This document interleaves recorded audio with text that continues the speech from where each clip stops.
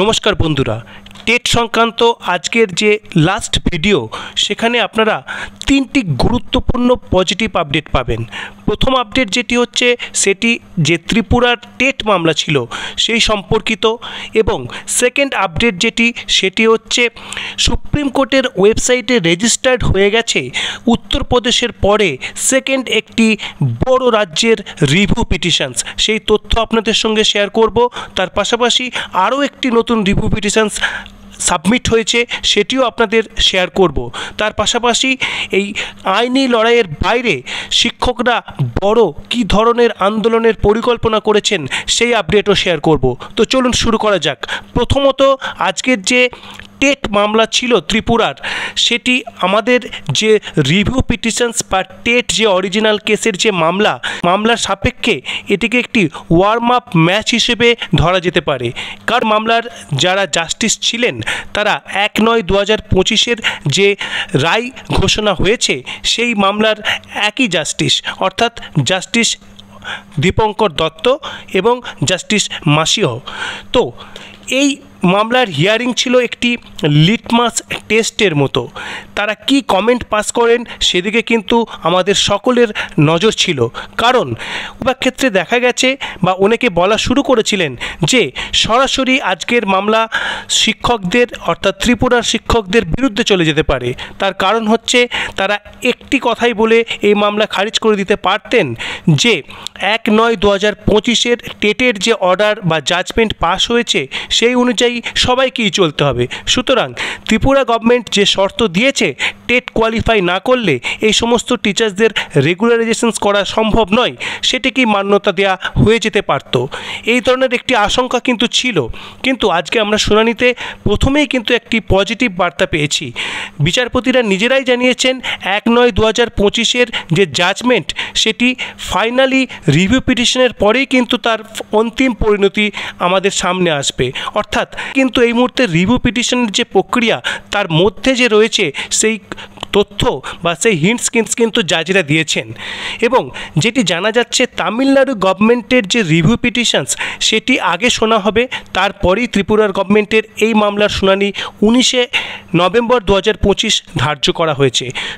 সুতরাং এমনটা কোনো ভাবার কারণ নেই যে অনন্তকাল ধরে সুপ্রিম কোর্টে এই মামলা পড়ে থাকবে এবং একটু একটু করে সময় চলে যাবে। এবং এর মধ্যেই কিন্তু তামিলনাড়ুর যে রিভিউ পিটিশনস এই সংক্রান্ত মামলার তার কিন্তু রেজাল্ট আমাদের সামনে আসতে চলেছে, এবং এই ইন্টারকানেক্টেড মামলার মাধ্যমে আমাদের যে টেট কেসের যে মূল যে রেজাল্ট কি হতে পারে সেটিও কিন্তু আমরা পরিষ্কার জানতে পারবো। এবং আজকের যে হিয়ারিংয়ে সবচেয়ে বড় যেটি উল্লেখ্য সেটি হচ্ছে সলমন খুরশিদের মতো স্ট্যাচারের কোনো যে আইনজীবীকে তারা দাঁড় করাতে পেরেছেন ত্রিপুরার টিচার্সরা এই বিষয়টি। তার কারণ আমরা দেখেছি ত্রিপুরার যিনি আইনজীবী ছিলেন তিনি যখন বলছিলেন তাকে কিন্তু ইন্টারভেন করে সলমন খুরশিদ বলা শুরু করেছিলেন এবং জাজ কিন্তু সেটি অ্যালাউ করেছেন।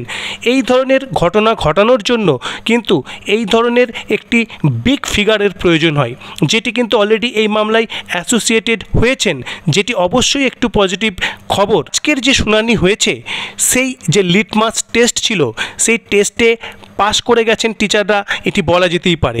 অর্থাৎ সরাসরি খারিজ হয়ে যায়নি।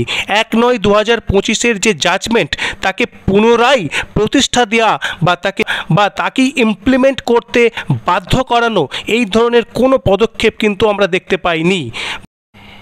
এবার আপনাদের সঙ্গে শেয়ার করব সরাসরি সুপ্রিম কোর্টের ওয়েবসাইটে রেজিস্টার্ড যে নতুন দুটি রিভিউ পিটিশনের কথা বলছিলাম তার একটি।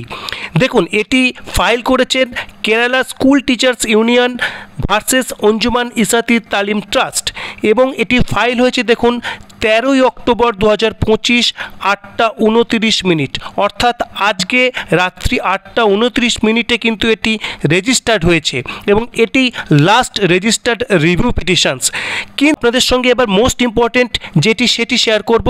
সেই রিভিউ পিটিশনস ফাইল করেছেন the state of Telangana versus Anjuman Ishaati Taleem trust. দেখুন, এটি বহু প্রতীক্ষিত সেই একটি রিভিউ পিটিশনস যেটি রেজিস্টার্ড ফর্মে আমরা দেখতে পাচ্ছি, এবং তার আপডেট আপনাদের খুব সুখকরভাবে দিতে পারছি। দেখুন, এটি 12ই অক্টোবর অর্থাৎ গতকাল দুপুর 1:11 কিন্তু রেজিস্টার্ড হয়েছে। আপনারা জানেন উত্তরপ্রদেশ সরকার কিন্তু রিভিউ পিটিশনস করেছে, তার পাশাপাশি উত্তরাখণ্ডের নাম শোনা যাচ্ছিল, মেঘালয়, তামিলনাড়ু, কেরালা এই সমস্ত রাজ্যের নাম শোনা যাচ্ছিল এবং তেলেঙ্গানা স্টেটেরও নাম শোনা যাচ্ছিল।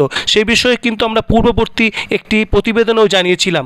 তো যাই হোক, আজকের ডেটে দাঁড়িয়ে সুপ্রিম কোর্টের ওয়েবসাইটে যে রিভিউ পিটিশনসের যে লিস্ট, সেখানে উত্তরপ্রদেশ সরকারের পরে সেকেন্ড বড় গুরুত্বপূর্ণ রাজ্য হিসেবে তেলেঙ্গানা স্টেটের নাম কিন্তু আমরা রেজিস্টার্ড রাজ্য হিসেবে পাচ্ছি। এটি মারাত্মক একটি গুড নিউজ বলা যেতে পারে সকল টিচার্সদের পক্ষ থেকে। এরপরে লাস্ট আইনি লড়াইয়ের পাশাপাশি আপনাদের দুটি তথ্য শেয়ার করব। সেটি হচ্ছে ইউনাইটেড টিচার্স অ্যাসোসিয়েশনস, তাদের একটি যে রয়েছে বিক্ষোভ প্রদর্শনের একটি কর্মসূচি রয়েছে, সেটি 14ই নভেম্বর 2025 দিল্লিতে অনুষ্ঠিত হবে। আরেকটি অল ইন্ডিয়া প্রাইমারি টিচার্স ফেডারেশনস, তাদের যে বিক্ষোভ প্রদর্শন কর্মসূচি সেটি 24 নভেম্বর 2025 সেটিও কিন্তু দিল্লিতে প্রদর্শিত হবে।